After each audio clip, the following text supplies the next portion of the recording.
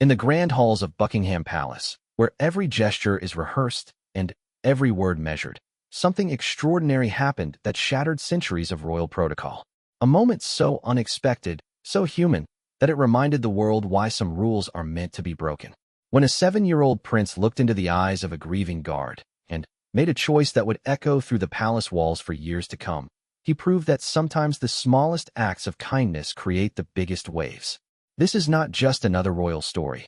This is the story of how one child's pure heart taught an entire institution about what truly matters. What you're about to discover will challenge everything you think you know about royal life, palace protocol, and the power of innocence to change the world.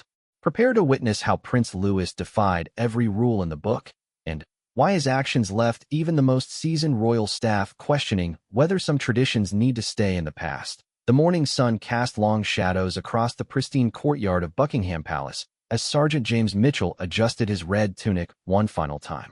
After 15 years of service in the Queen's Guard, he had performed this same ritual thousands of times, but today felt different. The weight of his bearskin hat seemed heavier than usual, and the familiar ache in his chest had nothing to do with the military precision required of his posture. 3 days earlier, James had received the phone call that every parent dreads. His 8-year-old daughter Emma had been rushed to the hospital after collapsing at school. The doctors delivered news that would forever change his world: acute lymphoblastic leukemia. The word hung in the air like a death sentence, even though the medical team assured him that with treatment, children often recovered fully. Still, the fear gnawed at him, a constant companion that followed him even into the sacred halls where he served. Royal protocol was absolute. Personal matters stayed personal. Emotions remained hidden behind the stoic mask that every guard learned to perfect. For 15 years, James had embodied this principle flawlessly. Through family celebrations, personal losses, moments of joy, and periods of grief, he had stood at his post with unwavering dedication. The red tunic was more than just a uniform. It was armor that protected both the palace and the man wearing it from the messy complications of human emotion. But this morning, as James took his position outside the palace's east entrance, that armor felt paper-thin. Emma's pale face haunted his thoughts. Her weak voice asking if Daddy would be there when she woke up from her next treatment echoed in his ears. The doctors had scheduled her first round of chemotherapy for the following week, and James had already submitted his request for leave. His commanding officer had approved it without question, understanding the gravity of the situation, but today he still had duties to fulfill. The early morning hours passed in their usual rhythm. Tourists began gathering behind the iron gates, cameras ready to capture the famous changing of the guard ceremony that would begin at 11. School children pressed their faces against the bars, hoping to catch a glimpse of the soldiers they had seen in picture books. For most visitors, the guards were living statues, stoic figures who represented the unchanging traditions of the British monarchy. As the crowd grew, James noticed a familiar commotion approaching from the palace's main entrance. The distinctive sound of multiple vehicles, the subtle shift in security personnel, and the way palace staff suddenly appeared at various windows could mean only one thing. The royal family was preparing for a public appearance. These moments required even greater focus and discipline from the guards, as media attention and public scrutiny intensified. Prince William emerged first, his tall frame commanding respect even in casual conversation with his protection officers. Behind him came Catherine, the Princess of Wales, her graceful presence immediately drawing the attention of photographers positioned at respectful distances. And then came the children, Prince George walking with the measured steps of a boy learning to balance childhood with royal responsibility, Princess Charlotte skipping slightly before remembering her posture, and, finally, Prince Louis, whose 7-year-old energy seemed barely contained by the formal occasion. James had seen the royal children many times during his service, but always from his position of professional distance. They lived in a world of privilege and protection that most people could only imagine, surrounded by nannies, tutors, and security personnel who ensured their every need was met. Yet as he watched Prince Louis walking slightly behind his siblings, James noticed something familiar in the child's expression, a thoughtfulness that seemed too mature for his age, as if he carried some invisible weight that others couldn't see. The royal family was scheduled to visit a local charity that morning, one of dozens of such appearances that filled their calendar throughout the year. These events were carefully choreographed affairs where every minute was planned, every interaction carefully considered for its public relations impact. The guards' role during such occasions was to maintain their posts while providing an additional layer of security and ceremonial presence. As the family approached the area where James stood at attention, Prince Louis suddenly stopped walking. His small hand tugged at his mother's sleeve, and Catherine bent down to listen to whatever urgent matter her youngest son needed to discuss. James couldn't hear the conversation, but he could see the concerned expression that crossed the princess's face as she glanced in his direction. The rest of the royal party continued toward their waiting vehicles, but Catherine and Prince Louis remained behind for a moment. The little prince was staring directly at James with an intensity that made the veteran guards slightly uncomfortable. Children often stared at the guards in their impressive uniforms, but there was something different about this gaze. It felt as though the boy was looking past the ceremonial facade and seeing something others missed. Catherine said something quietly to her son, probably reminding him about appropriate behavior during public appearances. Royal children were taught from an early age about the importance of protocol and the public nature of their lives. Every gesture, every word, every interaction could be photographed, analyzed, and discussed in newspapers around the world. The pressure to maintain perfect behavior was constant, even for a 7-year-old. But Prince Louis shook his head and took a step closer to where James stood. The movement was subtle, but it broke the carefully maintained distance between the royal family and their security detail. Catherine looked uncertain, glancing toward her husband who was already seated in their vehicle, clearly ready to depart for their scheduled engagement. James felt his heart rate increase, though his exterior remained perfectly composed. Any deviation from normal protocol required immediate attention and careful handling. Royal protection officers were trained to assess even the smallest changes in routine for potential security implications. The prince's unexpected behavior would certainly be noted and reported, though it seemed to pose no actual threat. What happened next challenged everything James thought he understood about royal protocol, childhood innocence, and the power of genuine human connection to transcend even the most rigid social barriers. Prince Louis walked directly up to James, stopping just inches from the guard's polished boots. The child tilted his head back to look up at the tall soldier's face, his young features serious and determined. For several long seconds, they simply looked at each other, a 7-year-old prince and a 15-year veteran guard, separated by centuries of tradition and protocol, yet connected by something neither could fully understand. Then, Prince Louis did something that had never happened in James's 15 years of service, something that violated every rule of royal interaction, something that would be talked about in palace corridors for years to come. The little prince reached out and gently touched the guard's white-gloved hand, his small fingers wrapping around the larger man's thumb in a gesture so natural and innocent that it seemed to stop time itself. The touch lasted only a moment, but its impact was immediate and profound. James felt tears prick the corners of his eyes as he stared down at this small boy who had somehow seen past the uniform, past the protocol, past the careful barriers that separated their worlds. In that brief contact, Prince Louis had offered something more valuable than any royal decree or official commendation: simple human compassion from one person to another. Catherine gasped softly, her hand flying to her throat as she witnessed her son's unprecedented breach of protocol. Palace staff who had observed the interaction stood frozen, unsure how to respond to such an unexpected situation. Royal protection officers moved subtly closer, their trained eyes scanning for any potential complications that might arise from this deviation from normal procedures. But James barely noticed the activity around him. In Prince Louis's innocent gesture, he saw Emma's face, remembered her small hand holding his during their last hospital visit, felt the overwhelming love and fear that had been consuming him for days. This little prince, who lived in a world of unimaginable privilege, had somehow recognized a fellow human being in pain and responded with the pure instinct of a child who simply wanted to help. The moment stretched on, neither the prince nor the guard moving to break the connection. Around them, the carefully orchestrated world of royal protocol continued to function, but for those few seconds, two human beings shared something that transcended rank, position, and social convention.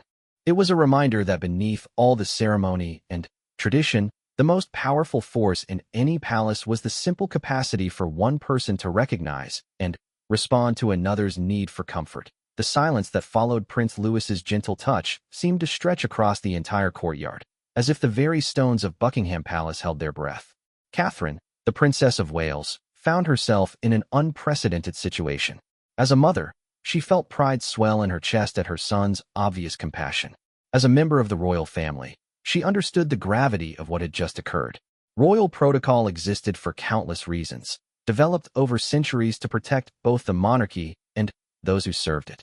Physical contact between royalty and guards was strictly forbidden, not out of cruelty, but to maintain the professional boundaries that allowed the complex machinery of palace life to function smoothly. Yet watching her 7-year-old son gently holding the guard's hand, Catherine recognized something that transcended any rule book. Prince Louis looked up at his mother, his young face earnest and questioning. He had not acted out of rebellion or mischief, but from a pure instinct that had recognized another person's pain. At 7 years old, he didn't understand the intricacies of royal protocol or the potential consequences of his actions.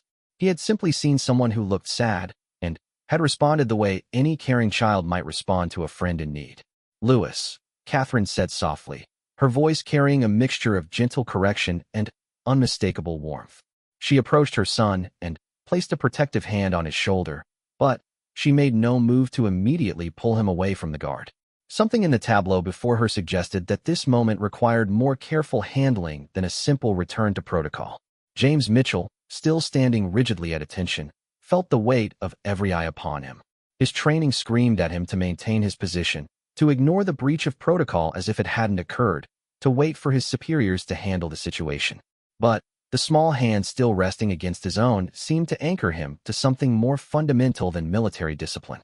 For the first time in his 15-year career, the uniform felt secondary to the human being wearing it.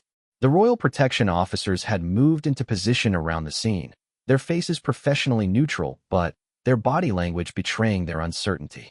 This situation wasn't covered in any training manual. How does one respond when a member of the royal family spontaneously offers comfort to a guard? Their primary responsibility was the safety of the royal family, but nothing about Prince Louis's gesture suggested any threat or danger. From his position near the waiting vehicles, Prince William had noticed the delay and was walking back toward his family. His security training and natural leadership instincts had him immediately assessing the situation for any potential problems. Like his wife, he found himself caught between his role as a father and his position within the royal hierarchy. "Is everything all right?" William asked as he approached, his voice carrying the authority of someone accustomed to taking charge of unexpected situations. His eyes moved between his son, the guard, and his wife, quickly reading the emotional undercurrents that had created this unusual pause in their scheduled departure. Prince George and Princess Charlotte had also noticed the delay and were peering around their father with curious expressions. As older siblings, they were more aware of the rules that governed their public appearances, but they could sense that something important was happening even if they didn't fully understand what it meant. Catherine met her husband's gaze and communicated volumes in that silent exchange that long-married couples perfect.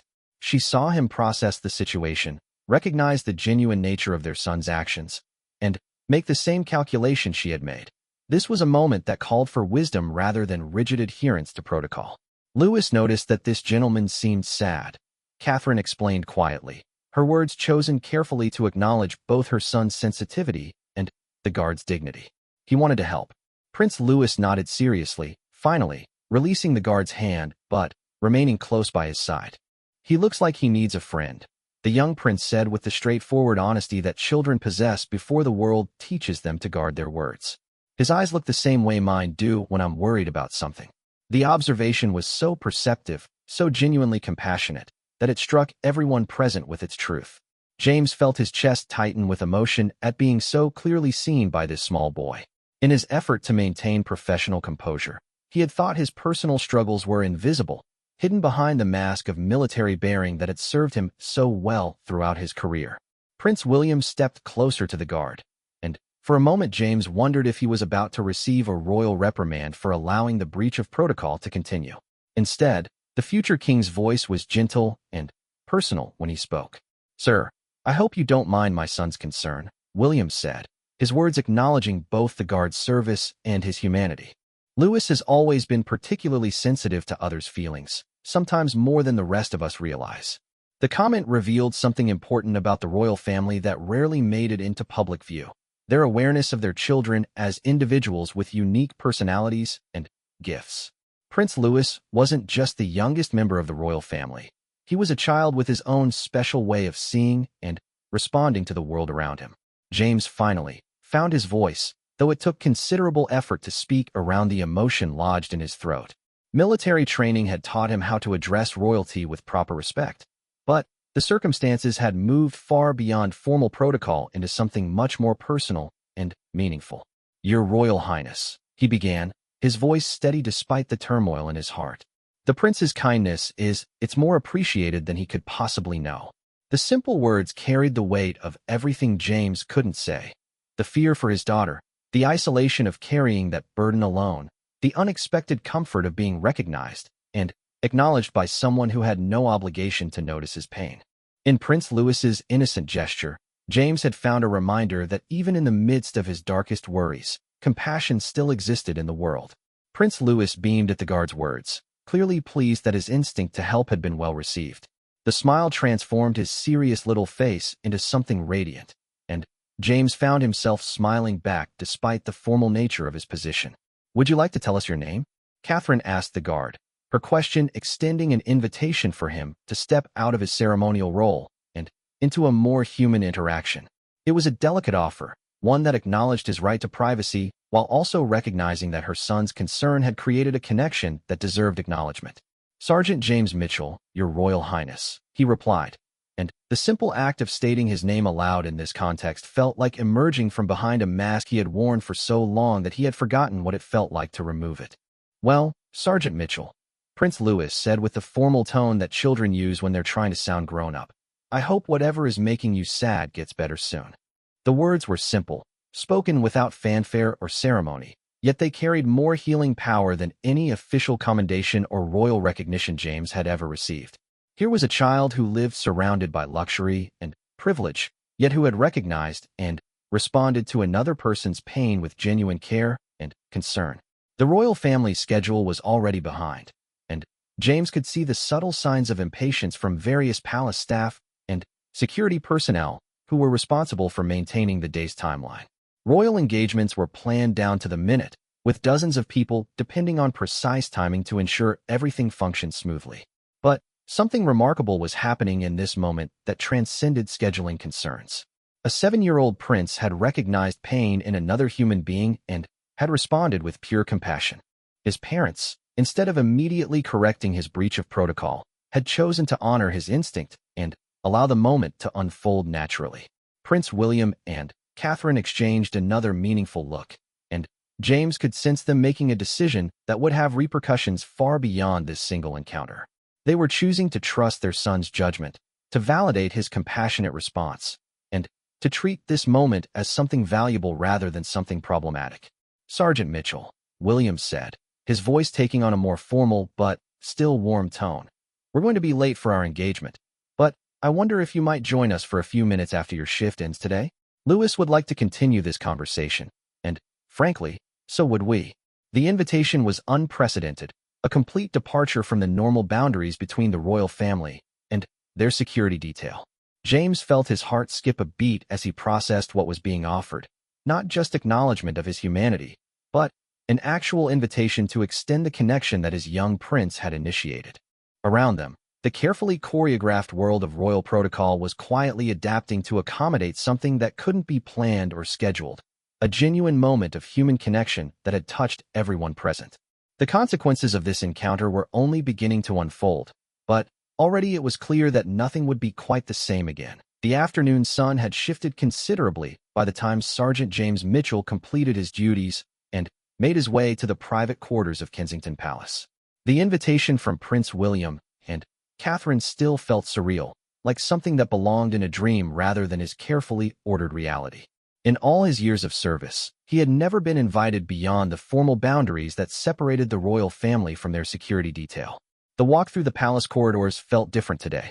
The same portraits of long-dead monarchs lined the walls, the same Persian rugs muffled his footsteps, and the same sense of history permeated every corner.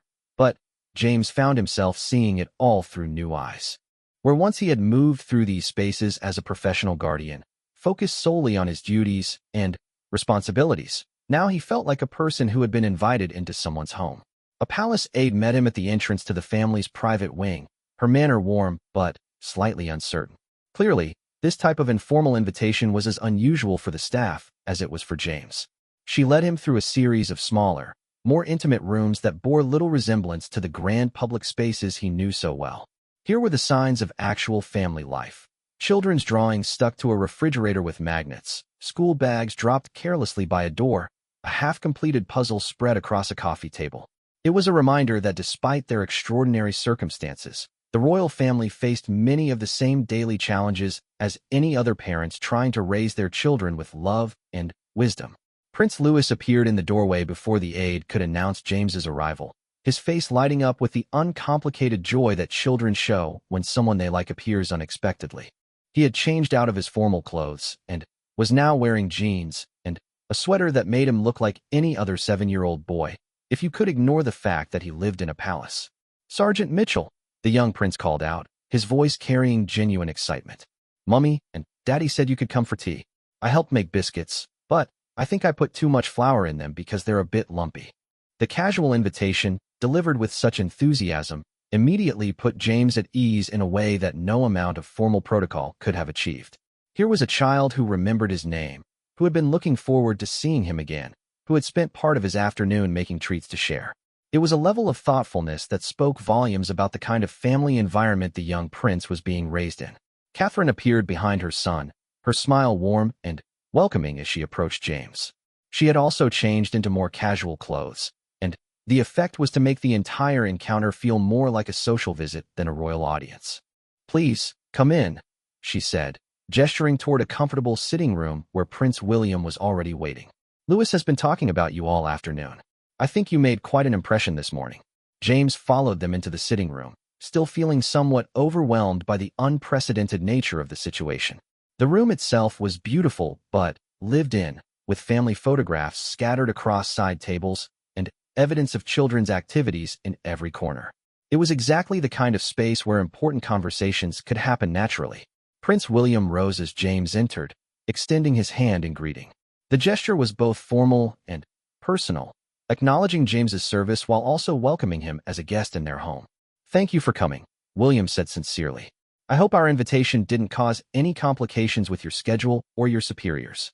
"Not at all, Your Royal Highness," James replied, though in truth he had spent the afternoon wondering what his commanding officer would think of this unusual development. "I'm honored by your kindness." Prince Louis had positioned himself on the sofa where he could see everyone clearly, his young face serious as he studied the adults around him. There was something about his expression that suggested he understood this gathering was about more than just tea and biscuits, that something important had happened that morning that deserved further attention. "Louis told us that he thought you looked sad," Catherine said gently, settling herself where she could see both her son and their guest. "He was quite concerned about it. He has a way of noticing things that the rest of us sometimes miss." The comment was delivered without judgment, simply a statement of fact about her son's particular sensitivity to others' emotions. James could see where this conversation was heading, and he felt both grateful for their concern and uncertain about how much of his private struggles he should share with the royal family. "Children often see things more clearly than adults do," James said carefully, glancing at Prince Louis with genuine appreciation. "Your son has a remarkable gift for compassion. He gets that from his mother," William said with a small smile, earning a playful look from Catherine. "But you're right that he notices things others might miss. This morning, he was quite insistent that we needed to make sure you were all right." Prince Louis nodded seriously at his father's words. "He looked like Charlotte does when she's trying not to cry," the young prince explained with the straightforward honesty that children possess before they learn to soften difficult truths. "Sometimes when something really bad happens, grown-ups try to hide their feelings, but their eyes still look sad." The observation was so accurate, so perceptive, that James felt his breath catch in his throat. This 7-year-old boy had managed to see through 15 years of professional training and military discipline to recognize the pain that James thought he had successfully hidden. "You're very observant," James said quietly, looking directly at Prince Louis. "And very kind to be concerned about someone you don't even know. But I do know you." Prince Louis replied with the matter-of-fact tone that children use to state obvious truths. "You're one of the guards who keeps us safe. That makes you important to our family, even if we don't talk to each other usually." The simple statement revealed something profound about how this child viewed the people who surrounded his family. To Prince Louis, the guards weren't just anonymous figures in red uniforms. They were individuals who mattered, people whose well-being was worthy of concern and attention. Catherine and William exchanged a meaningful look, and James could sense them making a decision about how to proceed with this conversation. They had clearly discussed what had happened that morning and had decided that their son's instinct deserved to be honored and followed through upon. "We hope you don't mind us asking," Catherine said gently. "But is there something we could help you with?" Louis was quite worried, and, frankly, after seeing your reaction this morning, we're concerned as well. The invitation to share his burden was delivered with such genuine care that James found himself fighting back tears. For 3 days, he had carried the weight of his daughter's diagnosis alone, maintaining his professional composure while his world crumbled around him. The idea that the royal family would extend their concern to include his personal struggles seemed almost too generous to accept. "Your Royal Highnesses," James began, his voice slightly unsteady. "Your kindness means more than you could possibly know. It's my daughter. She's 8 years old, and she's been diagnosed with leukemia." The words hung in the air, and James could see the immediate impact of his revelation on everyone present.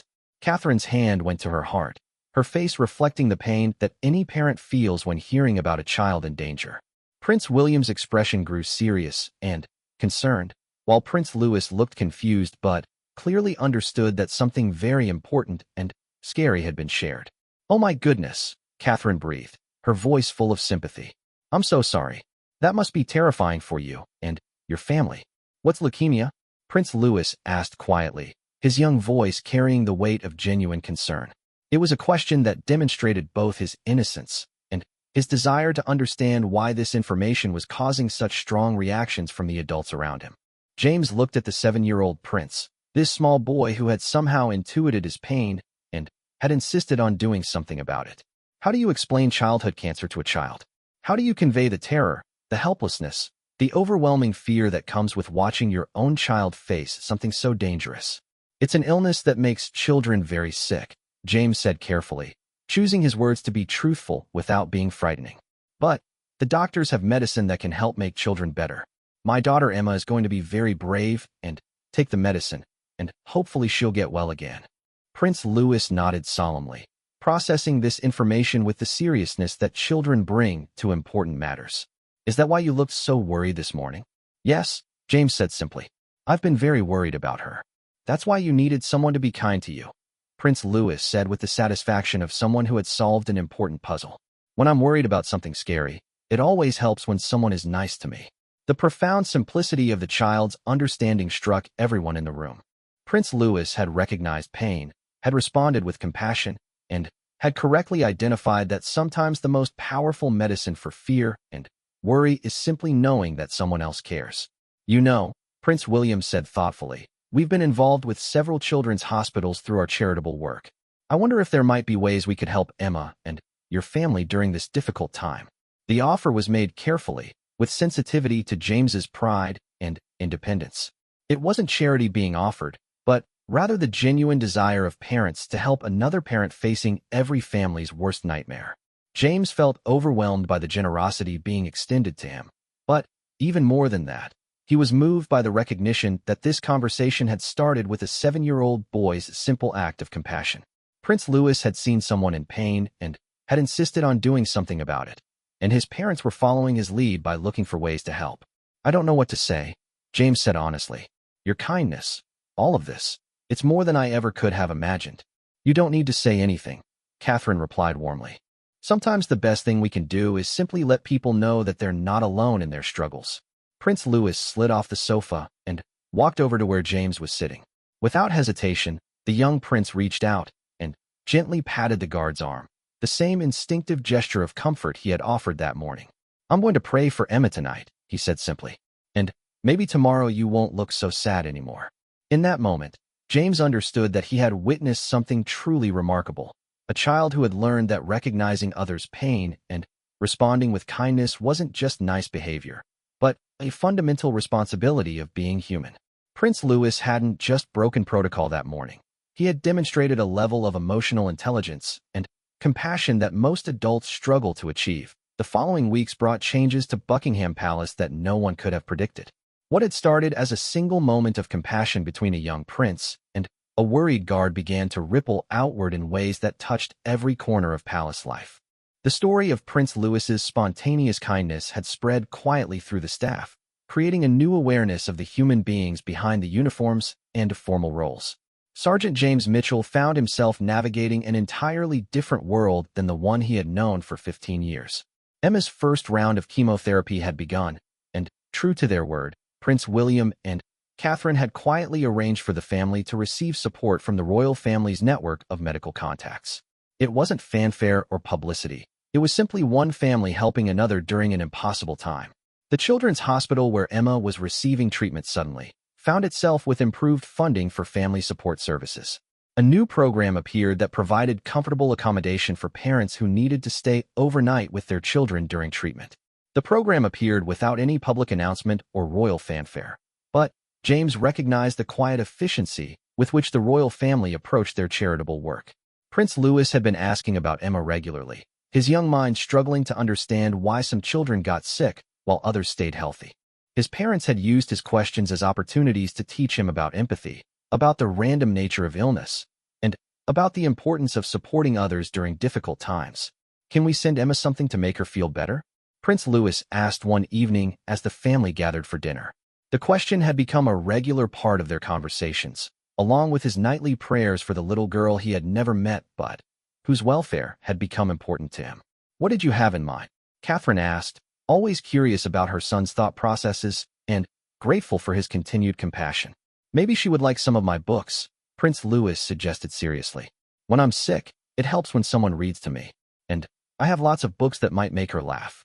The suggestion led to a carefully packaged selection of children's books, each one chosen by Prince Louis himself and accompanied by a handwritten note in his careful 7-year-old handwriting. The note was simple. "Dear Emma, I hope these books help you feel better. My friend Sergeant Mitchell told me you're very brave. From your friend, Prince Louis." When James delivered the package to Emma's hospital room, he watched his daughter's eyes widen with wonder as she processed what she was holding. An actual prince had thought about her, had chosen books specifically for her, had taken time to write her a note. The magic of that realization seemed to brighten her pale face in a way that even the strongest medicine hadn't achieved. "A real prince knows my name?" Emma whispered, her small fingers tracing the carefully written words. The concept was almost too wonderful to believe, like something from the fairy tale she loved but had never expected to touch her own life. "He's been asking about you," James said softly, sitting beside his daughter's hospital bed. "He wanted to make sure you knew that someone was thinking about you and hoping you would feel better soon." The impact of Prince Louis's gesture extended far beyond Emma's hospital room. Other families on the pediatric ward learned about the young prince who had sent books to a sick little girl, and soon there were requests for James to share the story during the long hours when parents gathered in waiting rooms, seeking hope and distraction from their fears. Back at the palace, Prince Louis's actions had created a subtle but significant shift in how the royal family approached their interactions with staff. Catherine found herself paying closer attention to the people who surrounded their daily lives, noticing details she might have previously overlooked. A housekeeper who seemed tired received an unexpected day off. A gardener who mentioned his mother's illness found himself with access to the same medical network that had helped Emma.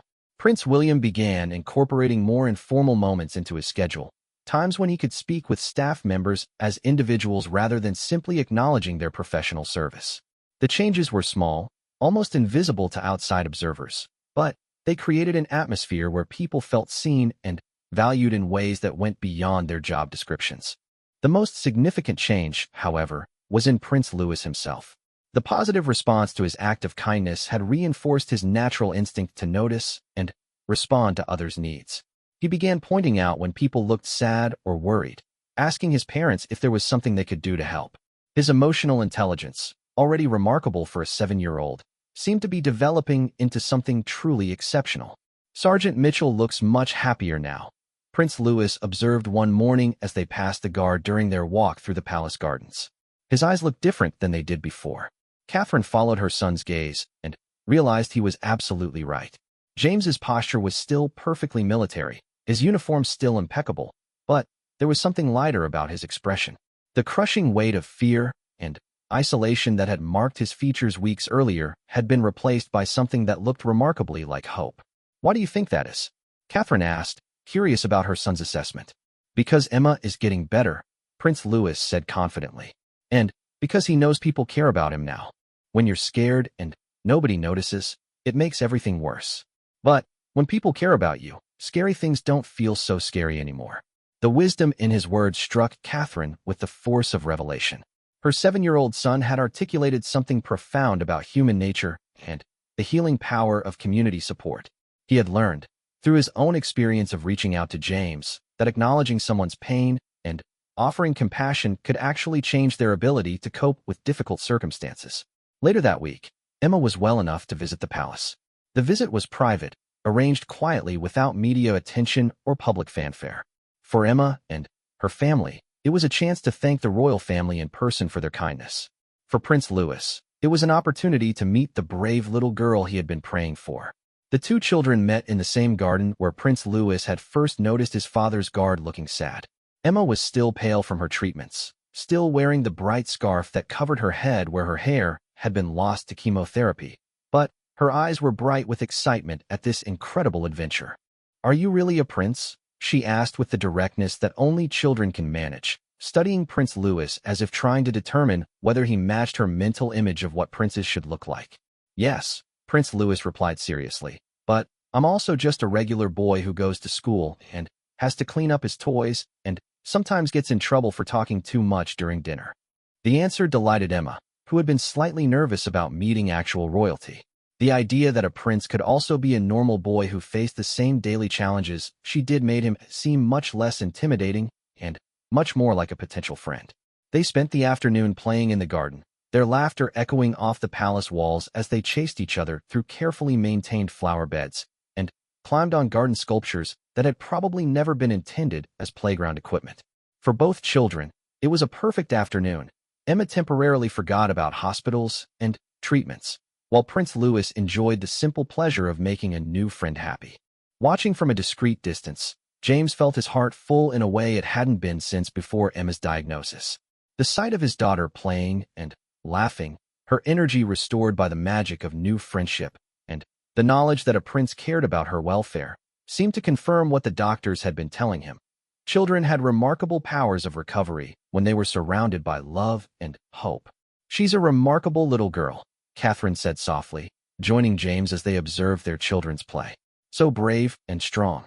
You should be very proud." "I am," James replied, his voice thick with emotion. "But I'm also grateful beyond words for what your family has done for us." Prince Louis, he saw something that no one else noticed, and he refused to just ignore it.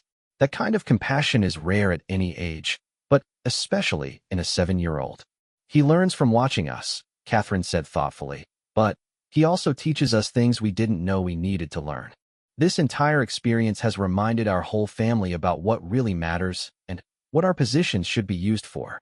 As the afternoon drew to a close, Emma and Prince Louis exchanged promises to write to each other and to meet again soon. The friendship that had begun with a moment of spontaneous compassion had grown into something real and lasting, a connection that would continue to enrich both their lives. That evening, as Prince Louis said his prayers, he added a new line to his nightly routine. "Thank you for letting me help Emma feel better, and please help me notice when other people need friends too." The prayer captured perfectly what had happened over the past weeks. A child's instinctive compassion had created a ripple effect that had touched multiple lives, changed palace culture, and demonstrated the transformative power of simply noticing when someone else is in pain and choosing to respond with kindness. 6 months later, the Great Hall of Buckingham Palace was filled with an energy that had nothing to do with the usual formal ceremonies and state occasions. Today marked the first annual Palace Community Recognition event, a new tradition that had emerged directly from Prince Louis's simple act of compassion towards Sergeant James Mitchell. The event represented something unprecedented in royal history, a formal acknowledgement that the people who worked within palace walls were not just employees or servants, but members of an extended community whose personal lives and struggles mattered to the royal family. It was Prince Louis's idea, proposed with the earnest enthusiasm that only a 7-year-old could bring to matters of social justice. Emma Mitchell sat in the front row, her hair growing back in soft curls that framed her face like a golden halo. The months of treatment had been challenging, but she had responded better than anyone had dared to hope. Her laughter filled corners of the palace that had probably never heard a child's joy echo off their ancient walls. Today, she wore a dress that Catherine had helped her choose for the special occasion, and a necklace that Prince Louis had made for her from beads he had carefully selected himself. "Ladies and gentlemen," Prince William began, his voice carrying the weight of tradition while also introducing something entirely new. "Today we gather to recognize something that has always been true, but has perhaps not always been formally acknowledged, that the people who serve this institution are not just valued for their professional contributions, but are cherished as human beings whose lives and families matter deeply to us." The speech had been written collaboratively by the adult members of the royal family, but the inspiration behind it belonged entirely to Prince Louis. His insistence that people who take care of us should know that we take care of them too had led to months of planning and preparation for this day. James stood among his fellow guards, still somewhat overwhelmed by the changes that had occurred in his life since that morning when a young prince had noticed his pain and decided to do something about it. Emma's successful treatment had been made easier by the support network that the royal family had quietly provided, but more than that, the entire experience had shown him what was possible when people chose to see and respond to each other's humanity. Prince Louis fidgeted slightly in his formal outfit, his excitement barely contained as he waited for his part in the ceremony. He had asked if he could give a speech too, and his parents had agreed, curious to hear what their youngest son felt needed to be said about compassion and community. "Emma," Catherine said warmly, "would you like to come up here with us? Prince Louis has something he'd like to share, and I think you should be part of it." Emma looked to her father for reassurance, then walked with careful dignity to join the royal family at the front of the hall. Prince Louis immediately took her hand, the same gesture of connection that had started this entire journey months earlier. "Everyone," Prince Louis began, his young voice clear and confident as it carried across the silent hall. "I want to tell you about my friend Emma, and about how I learned that paying attention to people's feelings is one of the most important jobs a prince can have." The hall remained perfectly quiet, hundreds of adults hanging on the words of a 7-year-old who was speaking about concepts that many of them had spent lifetimes trying to understand. "A few months ago, I noticed that Sergeant Mitchell looked very sad," Prince Louis continued, glancing toward James with a smile. "My mummy always taught me that when someone looks sad, we should try to help them feel better. So I held his hand, even though I know we're not supposed to touch the guards usually." A gentle murmur of appreciation moved through the audience, people remembering their own moments of breaking small rules in service of larger kindnesses. "I found out that Sergeant Mitchell was worried about Emma because she was very sick," the young prince explained, squeezing his friend's hand gently. "That made me worried about Emma too, even though I didn't know her yet. So my family and I tried to think of ways to help them both feel less scared and alone."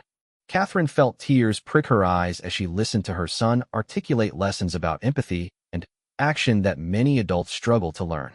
Prince Louis had not only noticed someone else's pain but had taken personal responsibility for responding to it. "Emma is much better now," Prince Louis announced with obvious pride and joy. "She's one of my very best friends, and she's taught me that being brave doesn't mean you're not scared. It means you keep going even when you are scared, and it's easier to be brave when you know other people care about you." Emma beamed at being described as one of the prince's best friends, her face glowing with the confidence that had returned as her health improved and as she had discovered that a real prince valued her friendship. "So I asked my mummy and daddy if we could have a special day to say thank you to all the people who take care of our family," Prince Louis explained, looking out at the assembled staff with serious appreciation. "Because I think everyone who works here should know that we notice them and care about them as people, not just for their jobs." The simplicity of his reasoning cut straight to the heart of what leadership and service should be about. Prince Louis had identified a fundamental truth, that acknowledging people's humanity and showing genuine care for their well-being was not just kind, but essential for building the kind of community where everyone could thrive. Today we want to say that if you're worried about something, or if you need help, or if you just want someone to notice that you're doing a good job, we want to know, the young prince continued. Because taking care of each other is what families do, and everyone who works here is part of our family. When he finished speaking, the applause that filled the hall was unlike anything that had been heard in those formal walls before. It was warm, genuine, and filled with emotion as people responded to the pure-hearted wisdom of a child who had somehow articulated what it meant to create authentic community. Prince William stepped forward to continue the ceremony, but first he placed a gentle hand on his son's shoulder, his pride evident to everyone present. "I think my son has captured perfectly what we hope to achieve here," he said. "Real leadership isn't about titles or positions of authority. It's about noticing when someone needs support and choosing to provide it. It's about creating environments where people feel safe to be vulnerable and confident that they will be met with compassion rather than judgment." The ceremony continued with recognition of various staff members who had gone above and beyond in their service, but the heart of the event remained Prince Louis's simple message that seeing and responding to each other's humanity was not just nice behavior, but the foundation of any community worth being part of. Later that evening, as the royal family gathered for their traditional bedtime routine, Prince Louis reflected on the day's events with the satisfaction of a job well done. "Daddy," he said as William tucked him into bed, "do you think Emma will always be my friend, even when we grow up?" "I think the kind of friendship you two have built is the kind that lasts forever," William replied honestly. "When people go through difficult things together and help each other be brave, that creates a very special bond." "Good," Prince Louis said with sleepy contentment, "because I want to keep taking care of people my whole life. It makes me feel happy inside when I can help someone feel better." Catherine, overhearing from the doorway, felt her heart swell with love and pride for this remarkable little boy who had somehow understood, at 7 years old, what it meant to lead with compassion. Prince Louis had not just broken protocol that day when he reached out to comfort a worried guard. He had demonstrated a type of leadership that prioritized human connection over institutional rules. As she turned off the lights and closed the door to his room, Catherine reflected on how much their family had learned from their youngest member. Prince Louis had shown them that true royal duty was not about maintaining distance and formality, but about using their position and privilege to notice and respond to the needs of others. The impact of that single moment of compassion continued to ripple outward. Emma thrived not just medically but emotionally, sustained by the knowledge that she had a prince for a friend and a community that cared about her recovery. James returned to his duties with renewed purpose, understanding that his service was valued not just professionally but personally. And throughout the palace, a new culture emerged where people felt permission to acknowledge each other's humanity alongside their professional roles. Most importantly, Prince Louis continued to grow into his role with the understanding that being royal was not about being separate from or superior to others, but about being responsible for their well-being. He had learned, through his friendship with Emma and his relationship with Sergeant Mitchell, that the most powerful thing any person could do was simply notice when someone else needed kindness and choose to provide it. The story that had begun with a 7-year-old prince defying protocol to comfort a worried guard had evolved into something much larger, a demonstration that authentic leadership comes from the courage to respond to others' pain with compassion, regardless of rules, traditions, or social barriers that might suggest otherwise. In reaching out to touch James Mitchell's hand, Prince Louis had touched something fundamental about what it means to be human, and in doing so, he had changed not just his own understanding of his role, but the very culture of the institution he would one day inherit. Years later, when Emma and Prince Louis were both adults, they would look back on that first moment of connection as the beginning of a lifelong friendship and a shared commitment to using whatever privileges and opportunities they had to notice and respond to others in need. The lesson Prince Louis learned that day about the power of simple human kindness became the cornerstone of how he approached every relationship and every responsibility for the rest of his life.